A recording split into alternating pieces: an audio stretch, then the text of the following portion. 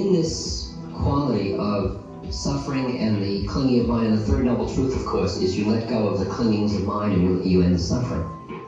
Until you just this awareness and these phenomena occur. It's just like pain is just strong stimulus until you label it as pain. And your awareness gets so quiet. And at that point, you're really starting to be able to transform your own sufferings. And at that moment, you look back at your history and you see the way in which the sufferings that have occurred in your life have been part of what allowed you to be here today. The way they burned into you, and the way they deepened you, and the way they made you ready so you didn't end up so superficial. And it's extraordinary.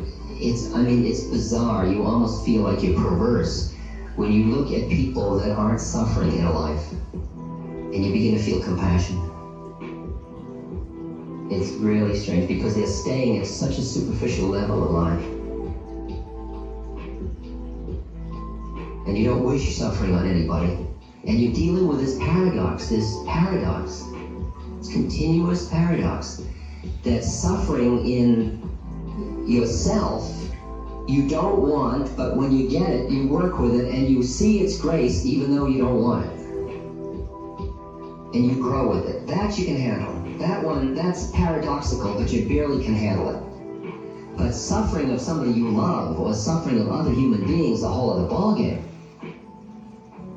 And you may intellectually know that suffering is grace, but when your child is sick, or when your partner is sick, or when somebody else is suffering, it is extremely hard to say, well, it's all grace. And your human heart wants to do everything you can to take away their suffering. And when you listen quietly inside, you listen to that paradox. And you live with that tension. You live with the fact that you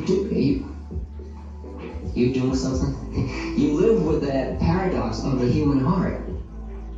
That the human heart is empathizing with suffering and is empathizing with suffering of a separate entity. Because the human emotional heart is part of your separateness. And when somebody else is suffering, it rips your human heart to shreds. That's what you were referring to yesterday.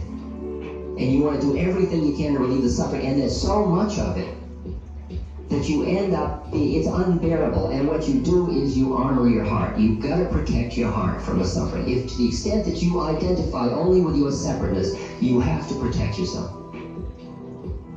You're protecting yourself in two, no questions this morning, I want to finish this. You protect yourself in two ways at once. One is you're protecting yourself from the pain of others because you can't do it something. You can't take away their suffering, and it hurts you so much to see them suffering. And the other thing is you're protecting your separateness from the innate generosity of your heart, which would give away everything. Because the heart doesn't know boundaries. The deepest heart isn't an instrument of separateness. The deepest part of your heart is an instrument of unity. The deepest part of your heart, your conscious heart, your compassionate heart, your intuitive, deep heart, it knows that we are all one. It lives in that universe. It is our minds that puts up the separateness. Our minds are the instruments of our separateness. Our hearts are the doorways to our unity. So that the heart, unprotected, will just keep you suffering. It's not your suffering, it's our suffering. And if he can't take it, take my house, take my car, take my life, take it all. What difference does it make? Because it's our suffering. How can I go on when you're suffering? Because there's no you and there's no me. And the mind is saying, now wait a minute. Think about tomorrow. After all, you've got your separateness to consider. And so what we really have is a dialogue going on between the mind, which is an instrument, a thinking mind, which is an instrument of our separateness, and our compassionate heart, which is an instrument of our unity. So it's the dialogue between separateness and unity that's being fought out inside ourselves between the mind and the heart. And the mind throws a fish out now and then by what's called professional warmth, of pity and kindness and doing good, but doing good from a safe place. Doing good so that you don't threaten the integrity of the separate entity. But can you see that as you identify more and more with that in you, which is part of everything, the need to protect that separateness gets less and less, and you can let yourself more into the stream. You can start to swim. You can go in a little deeper. Because you learn how to swim a little. You don't just wade at the edge. You can start to go into the water, the universe of suffering more. I mean, I don't know whether I'm doing it with defense or truth. I really don't know yet, because I just got to keep listening and watching my body and my emotions and all that. But in fact, in the past week, or any week you take in my life, I am dealing with the most traumatic experiences that human beings can face. And people are calling me with crises, and they're just presenting them because I invite them. And what I find is that what I offer them is, first, my heart is breaking for their pain. And I would take it if I could, but I can't.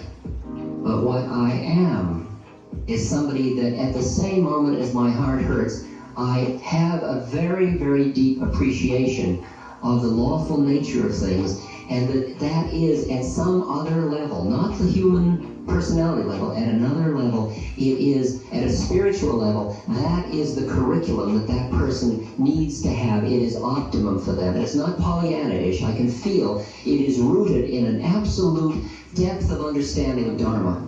For me, I mean, as deep as I've been able to get. A sense of the rightness of people's life experiences, even as traumatic as they might be. And that is so deeply imbued in me now that I am able to be with somebody that's suffering, and they feel that my heart hurts because I'm a human with them, and at the same moment there is an equanimity in me, and often that rubs off, and they begin to relax a little bit because they begin to get a sense that there is another way of being with what's happening to them, in a way that doesn't have to keep them doing themselves in all the time. And it is an incredible gift to be able to offer another human being. The gift of equanimity in the presence of trauma. The gift of a faith. It's faith, really. It's not beliefs, it's faith. It's a very deep faith in the unfolding of the law of the universe. And what I do is I put myself in these situations, and I'm constantly watching that balance inside myself. I'm very aware when some new one comes along and my heart gets so engaged that I feel I'm losing my clarity. See, if you come down too much into the heart, it breaks. It breaks again and again, but I mean, it gets muddy. It gets muddy because you want so to take away their suffering, and you're busy judging God. You're saying, you really screwed up giving this person suffering. And yet if you get too far into the other place, it's so cold. It's so impersonal. It's like somebody falls down and you say, karma. I mean, it doesn't have the human heart in it. And it's that balance of the heart and that higher wisdom, the human heart and the deeper heart is really the way I call it. That balance is where the saving grace is. Not to deny your humanity and not to deny your divinity. And that's what you and I are here about. We are here for these 10 days to find that balance. We all know our humanity all too well. And that's why we put the focus on recognizing that part of us that isn't in the humanness. Not to deny the humanity, but to bring a balance about it. Because that's what you offer another person. When I look at Kelly, I see a soul that has taken an incarnation that has a curriculum. And when I look at some of you, and I know you have problems with addiction, and problems with sexual obsessions, and problems with loneliness, and problems with anger, and problems with diseases, and problems with frigidity and tightness, and I look and I see the whole sea of stuff, or you tell me about it. And I just see curriculum after curriculum after curriculum after curriculum, and I just see a group of beautiful souls on earth, each having its own karmic work to do. And at the same moment, when you present it to me, my heart hurts. You don't protect your heart from breaking. Because in a way, a broken heart is like cracking the shell to let the deeper heart come forth. Because compassion it's like the monk who's crying because his son has died, and the student comes up and says, what are you crying about? You know it's all illusion. And he says, yes, but the death of his son is the greatest illusion. And Maharaji crying when I was hurting. You don't close off your humanity by any means, but you balance your humanity. And if you don't balance your humanity, you burn out. And if you don't balance your humanity, you armor your heart. And if you armor your heart, you starve to death. And that's why you burn out, because you're not getting fed. Because you've got to avert your eyes from the suffering of the world. You can't look at the have-nots in the world. You can't stand it. You've got to look away all the time. You've got to avert your eyes from Central America and from India and from all those places. Because you just can't stand it. Because you feel so impotent to do something to take away the suffering. We're going to talk about healing and helping and all those things in a couple of days, so I'm not going to belabor that. I'm nearly stopping. I just want to say a couple more things. If you are going to be free, your freedom means that you do not avert your eyes from anything in yourself or in anybody else. Freedom means to be a free awareness in what is. No aversion, no attachment.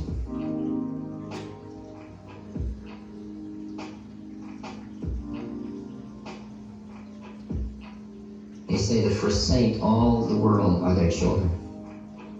And you feel the suffering of another person the same way you would as if it were your child. It's almost unbearable. And what makes it bearable, there is a beautiful statue of the Buddha, and it has a little smile at the edge of its mouth that's called the smile of unbearable compassion. Sounds like a paradox. The smile of unbearable compassion. It's the unbearable compassion. It's beyond bearing. And if you were somebody, you couldn't bear it. But you are the universe, and that is what you are. You are all of that. And it's that balance of inside yourself.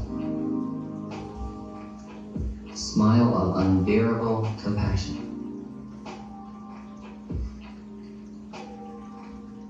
And that ability to embrace the suffering into yourself, to just keep taking it in and look towards it instead of away from it, and look towards it and then take the way in which it reacts in you and keep doing that delicate balancing number to balance that you still feel the humanity and at the same moment you allow. You don't sit around judging God like Job.